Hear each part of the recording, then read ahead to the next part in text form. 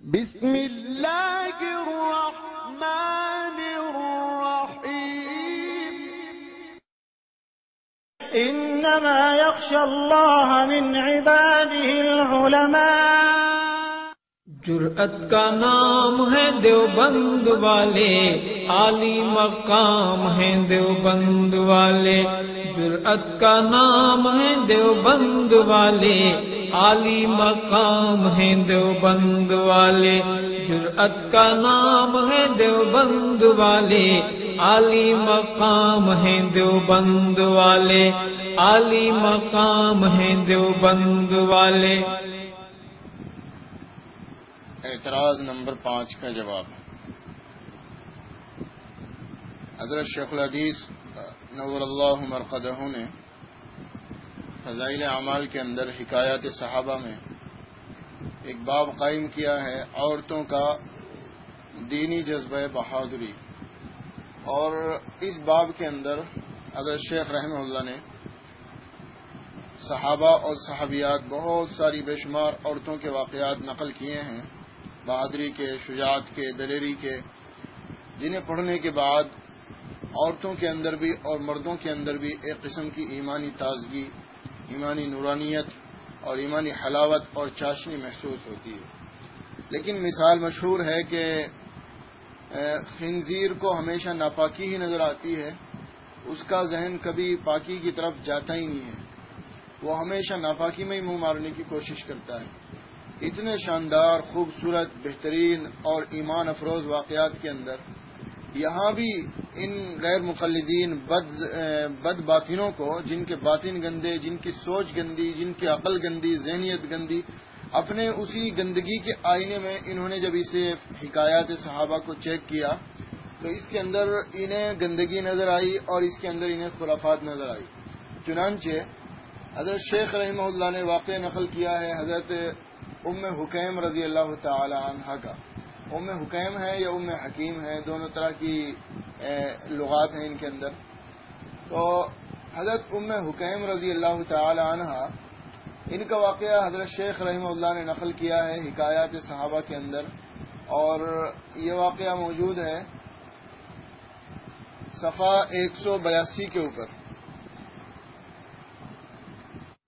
واقعہ کیا ہے، پہلے واقعے کا خلاصہ سن لیں۔ ام حکیم بنت حارث رضی اللہ تعالی عنہا یہ ابو جہل کی بیوی تھی، اور جب تک مسلمان نہیں ہوئی تھی تو اسلام دشمنی کے اندر بھی پیش تھی، اور احد کی لڑائی میں مسلمانوں کے خلاف شریک ہوئی تھی، لیکن جب مکہ فتح ہو گیا تو مسلمان ہو گئی۔ ان کے خاوند اکرمہ ان لوگوں میں سے تھے جن کے بارے میں فتح مکہ کے دن نبی اکرم صلی اللہ علیہ وسلم نے اعلان فرما دیا تھا کہ یہ جہاں بھی ملے انہیں قتل کر دیا جائے۔ چنانچہ حضرت اکرمہ رضی اللہ تعالیٰ عنہ مکہ چھوڑ کر یمن کی طرف سمندری راستے سے جو ہے بھاگ گئے تھے۔ یہ مسلمان ہو گئی تو انہیں اپنے خاوند کی جدائی برداشت نہیں ہوئی، اور انہوں نے کسی طریقے سے خاوند سے رابطہ کیا اور خاوند کو لے کر نبی اکرم صلی اللہ علیہ وسلم کی خدمت میں حاضر ہو گئی، اور وہ بھی جو ہے مسلمان ہو گئے۔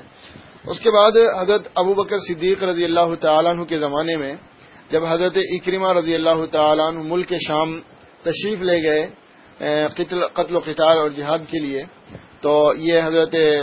ام حکیم رضی اللہ تعالی عنہا بھی ان کے ساتھ تشریف لے گئی، اور وہاں جانے کے بعد حضرت اکرمہ رضی اللہ تعالی عنہ جو ہے مرج الصفر نام کی ایک جگہ میں ایک مارکے کے اندر شہید ہو گئے، اور ان کے بعد حضرت خالد بن سعید رضی اللہ تعالی عنہ نے ان سے نکاح کر لیا اور ان سے رخصتی ہوئی، اور رخصتی کے اگلے ہی دن جو ہے ان کی بھی شہادت ہو گئی۔ اور اسی مارکے کے اندر انہی ام حکیم نے اپنی بہادری دکھاتے ہوئے جس خیمے کے اندر انہوں نے رات گزاری تھی، اسی خیمے کی لکڑی کے ذریعے، اسی کے تمبو کے ذریعے جو ہے انہوں نے 7 کافروں کو قتل کیا۔ یہ واقعہ ہے حضرت ام حکیم رضی اللہ تعالیٰ عنہ کا۔ اس کے اندر کہیں سے کہیں تک بھی کوئی خرافات یا اس کے اندر کوئی اسلام یا دین کے خلاف کوئی بات یا شریعت کے خلاف کوئی ذرا سا بھی نکتہ اس کے اندر کوئی ہے ہی نہیں، لیکن ان کی خباثت ہی گندی ہے، ان کی سوچ ذہنیت ہی گندی ہے، اس لیے انہیں گندگی نظر آئی۔ چنانچہ انہوں نے اس کے اوپر اعتراض اس طریقے سے کیا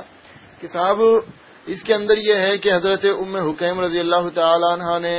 شہادت کے بعد، اکرمہ رضی اللہ تعالیٰ عنہ کی شہادت کے بعد حضرت خالد بن سعید رضی اللہ تعالیٰ عنہ سے شادی کر لی، تو اب انہیں یہاں یہ سوچ گیا کہ شادی کر لی شہادت کے بعد اسی لڑائی میں، اسی جنگ میں، اسی مارکے کے اندر، اسی سفر میں، تو پھر وہ 4 مہینے 10 دن کی جو عدت ہوتی ہے وہ کہاں گئی؟ عدت تو پوری نہیں کی، اور بغیر عدت پوری کیے ہوئے جو ہے شادی کرنا یہ تو بہت بڑا گناہ ہے۔ تو اس واقعے کو نقل کرنے کے بعد یہ تاثر دینے کی کوشش کی ہے انہوں نے، یہ نقطہ اٹھانے کے بعد کہ گویا کہ حضرت شیخ رحمہ اللہ نے یہ واقعہ نقل کر کے صحابہ کے تقدس کے دامن کو پامال کیا ہے۔ میرے پاس کئی کتابیں ہیں جن کے اندر اس واقعے کے اوپر اعتراض کیا گیا ہے۔ ایک تو مدنی صاحب ہیں جن کے اوپر بہت ساری تقریریں بھی ہیں ان کی کتاب کے اوپر، اس کے اندر بھی اس واقعے کے اوپر اعتراض کیا گیا ہے، اور یہی باتیں کہی گئی کہ اس واقعے سے صحابہ کے تقدس کے اوپر اعتراض کیا جا رہا ہے، اور ان کی دامن عفت کو پامال کیا جا رہا ہے کہ نعوذ باللہ ان کے اندر شہوت پرستی اتنی عام تھی کہ عین حالت جنگ کے اندر بھی وہ آپس کی شہوات سے جو باز نہیں آتے تھے، اور شہوات کے پورا کرنے میں وہ اتنے جری اور اتنے بے پرواہ تھے کہ انہوں نے عدت کا بھی خیال نہیں کیا، اور عورت نے بھی عدت کا خیال نہیں کیا، نعوذ باللہ اس طرح کے اعتراضات کیے ہیں۔ دراصل یہ بات تو کسی کے ذہن میں کہیں سے کہیں تک بھی نہیں آ سکتی کہ صحابی یا صحابیہ شادی کریں اور عدت پوری بغیر شادی کر لیں، یہ تو ناممکن ہے۔ واقعی میں اس کا تذکرہ ہو یا نہ ہو، لیکن تذکرہ نہ ہونے سے یہ کہاں لازم آیا کہ انہوں نے عدت پوری نہیں کی؟ بھائی اس کا سیدھا اور صاف جواب یہ ہے کہ اگرچہ سفر ایک تھا، لیکن وہ کوئی ٹرین کا یا پلین کا تو سفر نہیں تھا کہ 2 دن میں یا 10 دن میں واپس آ گئے۔ وہ تو سفر ایسا تھا جو حضرت اکرمہ رضی اللہ تعالیٰ عنہ نے شروع کیا تھا، اور وہ کئی سال تک وہ سفر چلا۔ بھائی یہ لشکر بھیجا تھا حضرت صدیق اکبر رضی اللہ تعالیٰ عنہ نے، اور واپس لوٹا ہے یہ حضرت عمر رضی اللہ تعالیٰ عنہ کی زمانہ خلافت میں بیت المقدس وغیرہ کو فتح کرنے کے بعد جب حضرت ابوبکر رضی اللہ عنہ نے یہ لشکر بھیجا تو اس کے امیر خالد بن ولید تھے، اور جب یہ لشکر لوٹا تو اس کے امیر ابو عبیدہ ابن جراح تھے۔ حضرت عمر رضی اللہ تعالیٰ عنہ نے خالد بن ولید رضی اللہ تعالیٰ عنہ کو معزول کر دیا تھا، اور یہ تقریباً 3 یا 4 سال کا فاصلہ ہے۔ حضرت ابوبکر رضی اللہ عنہ نے یہ لشکر بھیجا، اس کے تقریباً 3 یا 4 سال کے بعد بیت المقدس فتح ہوا۔ تو یہ اتنا لمبا عرصہ، اتنا لمبا زمانہ، یہ اگرچہ سفر تو ایک ہی ہے، مشن ایک ہی ہے، لیکن کیا ان 3-4 سالوں میں عدت پوری نہیں ہو سکتی؟ کیا ان 3-4 سالوں میں وہ 4 مہینے 10 دن کی مدت جو ہے پوری نہیں ہو سکتی؟ اصل میں اعتراض تو حقیقت پسند کو کسی کو بھی نہیں ہے، لیکن چونکہ حقیقت پسندی ان کا شیوا ہے ہی نہیں، ان کی قسمت میں ہے ہی نہیں، اس لیے انہیں جو ہے اس واقعے کے اوپر اعتراض ہوا۔ میں نمونے کے طور پر اس واقعے کی تخریج بھی عرض کر دیتا ہوں کہ یہ واقعہ کن کن کتابوں میں ہے، تاکہ اگر اعتراض ہو تو پھر ان سب کتابوں کے اوپر یہی الزام لگائیں، پھر یہی اعتراض ان کتابوں کے اوپر اور ان مصنفین کے اوپر بھی کریں کہ نعوذ باللہ ان سب نے جو ہے صحابہ کے تقدس کے دامن کو پامال کیا ہے اور صحابہ کے اوپر الزام لگایا ہے۔ ان سب کے اوپر یہی اعتراض کریں اگر اعتراض کرنا ہے تو۔ اور دوسری بات یہ ہے کہ کیا روایتوں کے اندر عدت کا ذکر ملتا ہے یا نہیں ملتا، کیا انہوں نے عدت پوری کی یا نہیں کی، تو انشاءاللہ میں یہ بھی جو ہے بتاؤں گا۔ سب سے پہلے اس واقعے کی تخریج سماعت فرمائیں۔ یہ واقعہ علامہ ابن اسیر جزری رحمۃ اللہ علیہ کی مشہور کتاب اسد الغابہ فی معرفت الصحابہ جلد 7 صفحہ 309 کے اوپر موجود ہے۔ اسی طریقے سے حافظ ابن حجر رحمہ اللہ کی کتاب الاصابہ فی تمیز الصحابہ جلد 8 صفحہ 291 کے اوپر بھی یہ واقعہ موجود ہے۔ حافظ ابو عمر ابن عبد البر رحمہ اللہ کی مشہور کتاب، مشہور زمانہ کتاب الاستیعاب کے اندر بھی صفحہ 949 کے اوپر یہ واقعہ موجود ہے۔ امام ابن عساکر رحمہ اللہ نے اپنی تاریخ کے اندر، تاریخ ابن عساکر کے اندر جسے تاریخ دمشق بھی بولتے ہیں، اس کے اندر 70ویں جلد کے صفحہ 227 28 29 اور اس سے پہلے انہوں نے اس واقعے کو اپنی مختلف سندوں کے ساتھ متعدد کئی تقریباً 7 یا 8 سندوں کے ساتھ جو ہے اس واقعے کو اپنی تاریخ کے اندر نقل کیا ہے، اور نہایت قوت اور اعتماد کے ساتھ جو ہے اس واقعے کو انہوں نے نقل کیا ہے۔ یہ تو اس واقعے کی تخریج ہوئی۔ اب ساتھ میں یہ بھی ملاحظہ فرما لیں کہ کیا انہوں نے عدت گزاری تھی یا نہیں گزاری تھی۔ تاریخ ابن عساکر ہی اٹھا کر دیکھ لیں، اس کے اندر امام ابن سعد اور واقدی اور بھی بہت سارے مورخین کے حوالے سے لکھا ہے، اصحاب مغازی اور اصحاب سیر کے حوالے سے لکھا ہے کہ انہوں نے جو ہے عدت گزاری تھی اور عدت گزارنے کے بعد ہی جو ہے یہ نکاح کیا تھا۔ چنانچہ امام ابن عساکر رحمہ اللہ اپنی سند کے ساتھ روایت نقل کرتے ہیں، حدثنی سلیمان ابن ابی شیخ قال قتل عبان ابن سعید ابن العاص یوم اجنادین شہیدا قتل۔ تو آگے اسی روایت کے اندر ہے، یہ پوری سند انہوں نے نقل کی ہے، میں توارت کے خوف سے سند نقل نہیں کر رہا ہوں۔ تو اسی روایت کے اندر ہے وکانت قبلہ تحت ابن عمها عکرمہ ابن ابی جہل فقتل عنها یوم فحل فلما انقضت عدتها خطبها یزید ابن ابی سفیان وخالد ابن سعید فحتت الى خالد۔ تو اس کے اندر صراحت کے ساتھ ہے کہ جب ان کی عدت پوری ہو گئی تو انہیں دو آدمیوں نے نکاح کا پیغام دیا، ایک تو یزید ابن ابی سفیان اور دوسرے خالد بن سعید، لیکن انہوں نے خالد بن سعید رضی اللہ تعالیٰ عنہ کے پیغام کو قبول کیا اور یزید ابن ابی سفیان کے پیغام کو قبول نہیں کیا۔ اسی طرح امام ابن عساکر رحمہ اللہ نے دوسری سند سے یہی واقعہ نقل کیا ہے، عبد الحمید ابن جعفر عن ابیہ کی سند سے کہ شہید خالد بن سعید فتح اجنادین وفحل ومرج الصفر وكانت حکیم بنت الحارث ابن ہشام تحت اکرمہ ابن ابی جہل فقتل عنها باجنادین فاعتدت عنه 4 اشہر و10 کہ حضرت اکرمہ کی شہادت کے بعد انہوں نے 4 مہینے 10 دن عدت پوری کی۔ وکان یزید ابن ابی سفیان یخطبها، یزید ابن ابی سفیان نے بھی انہیں نکاح کا پیغام دیا، خالد بن سعید نے بھی انہیں پیغام دیا، لیکن انہوں نے خالد بن سعید کے پیغام کو قبول کر لیا۔ فتزوجها على 400 دینار، اور 400 دینار کے اوپر جو ہے انہوں نے حضرت خالد بن سعید رضی اللہ تعالیٰ عنہ سے مہر پر شادی کر لی۔ اسی طریقے سے حافظ ابو عمر ابن عبد البر رحمہ اللہ نے بھی واقدی کے واسطے سے روایت نقل کی ہے، اس کے اندر بھی یہی ہے، کانت حکیم بنت الحارث تحت اکرمہ ابن ابی جہل فقتل عنها باجنادین فاعتدت 4 اشہر وشہرا، کہ حضرت اکرمہ کی شہادت کے بعد انہوں نے 4 مہینے 10 دن عدت پوری کی۔ اب دیکھیے واقعے کے اندر، سند کے اندر، واقعے کے اندر اور کتابوں کے اندر جب دیکھا جائے تو ساری کی ساری باتیں مل جاتی ہیں، لیکن جب چمگادڑ دن کی روشنی میں الٹا لٹک جائے آنکھیں بند کر کے تو پھر اس کے اندر قصور سورج کی روشنی کا نہیں ہوتا، بلکہ اس کے اپنی حماقت، جہالت اور اس کی اپنی بد نصیبی کا ہوتا ہے۔ اب پتہ چلا کہ یہاں غلطی حضرت شیخ رحمہ اللہ کی نہیں، حضرت نے جو واقعہ نقل کیا وہ بالکل صحیح ہے، درست ہے، اس کی تخریج میں نے عرض کر دی ہے، اسے معتمد اور مستند محدثین نے نقل کیا، ابن حجر نے نقل کیا ہے اور ابن عبد البر نے نقل کیا ہے، ابن عساکر نے نقل کیا ہے اور جناب والا ابن اسیر جزری نے نقل کیا ہے، تو میں نے اس کی تخریج عرض کر دی ہے۔ اگر صحابہ کے اوپر الزام، اتہام اور صحابہ کے اوپر بہتان کی بات ہے، صحابہ کی توہین کی بات ہے، تو پھر کہہ دو نا کہ سارے ابن حجر وغیرہ اور یہ سب کے سب جو ہے صحابہ کے گستاخ تھے، صحابہ کے نعوذ باللہ صحابہ کی شان کو سمجھتے نہیں تھے، اب غیر مقلدین نے صحابہ کی شان کو سمجھا ہے۔ تو پتہ چلا کہ اس کے اندر غلطی حضرت شیخ رحمہ اللہ کی ہے اور نہ ہی ان محدثین کی۔ غلطی اگر لگی ہے تو وہ غیر مقلدین کو لگی ہے، جنہوں نے جہالت اور حماقت کی ترازو میں ان مستند واقعات کو تولنے کی کوشش کی ہے، اور جب سمجھ میں نہیں آیا اور اسے یہ مطالعے میں نہیں آیا، اس کا حوالہ پتہ نہیں چلا، تو ان واقعات کا ہی رد کر دیا اور الٹے جو ہے انہیں گھناونے انداز میں جو ہے ان کا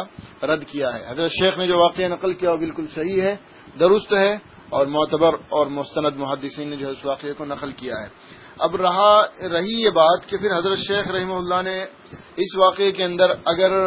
عدت کا لفظ تھا، عدت گزارنے کا تذکرہ تھا، تو حضرت شیخ نے کیوں نقل نہیں کیا؟ دیکھیے یہ واقعہ میں نے تقریباً 5 یا 6 کتابوں سے نقل کیا ہے، تو ان کے اندر بہت سی کتابوں میں اس میں عدت کا لفظ نہیں ہے، عدت گزارنے کا تذکرہ نہیں ہے، اگرچہ عدت انہوں نے گزاری، لیکن عدت یہ اتنی عام بات ہے کہ آج کے جہالت بھرے زمانے میں بھی ایک فاسق فاجر آدمی بھی عدت گزارنے کو ضروری سمجھتا ہے، تو کیا ان صحابہ کی شان یہ تھی کہ وہ عدت نہ گزاریں اور عدت گزارے بغیر ہی نکاح کر لیں؟ یعنی یہ اتنی عام بات تھی کہ اکثر راویوں نے عدت کا تو تذکرہ ہی نہیں کیا، بلکہ صرف نکاح کا تذکرہ کر دیا کہ بھئی پہلے ان سے نکاح ہوا، ان کی شہادت کے بعد پھر ان سے نکاح ہو گیا۔ اب اس کے اندر یہ کہنا کہ اگر عدت کا تذکرہ ہے نہیں تو پھر عدت ہو ہی نہیں، تو یہ جہالت اور حماقت ہے۔ حضرت شیخ رحمہ اللہ نے ہو سکتا ہے یہ واقعہ ان کتابوں سے نقل کیا ہو کہ جہاں عدت کا تذکرہ نہیں، جیسے ابن اسیر جزری نے عدت کا تذکرہ نہیں کیا، حافظ ابن حجر رحمہ اللہ نے عدت کا تذکرہ نہیں کیا، تو ہو سکتا ہے حضرت شیخ رحمہ اللہ نے یہ واقعہ ابن حجر کی اصابہ سے اور ابن اسیر جزری کی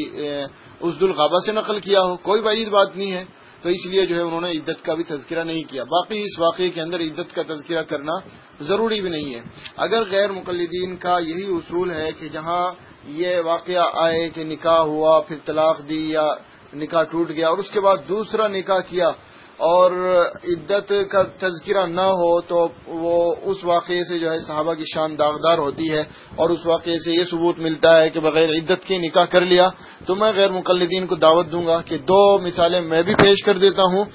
آپ اگر ہمت اور جرأت رکھتے ہیں، پوری غیر مقلدیت کی دنیا کو چیلنج ہے کہ اگر ہمت اور جرأت رکھتے ہیں، بالکل وہی بات ہے کہ پہلے ایک شوہر نے طلاق دی، اس کے بعد دوسرے شوہر نے نکاح کر لیا، عدت کا کوئی تذکرہ نہیں ہے. اگر ہمت اور جرأت ہے، جس طرح فضائل اعمال کے واقعے پہ اعتراض کر دیا، توہین رسالت کا، توہین صحابہ کا، صحابہ کی شان کے تقدس کو پامال کرنے کا، اسی طریقے سے ہمت کر کے امام بخاری پہ بھی اعتراض کر کے دکھائیں. امام بخاری رحمہ اللہ نے بخاری شریف دوسری جلد کے اندر کتاب الطلاق میں صفحہ 791 کے اوپر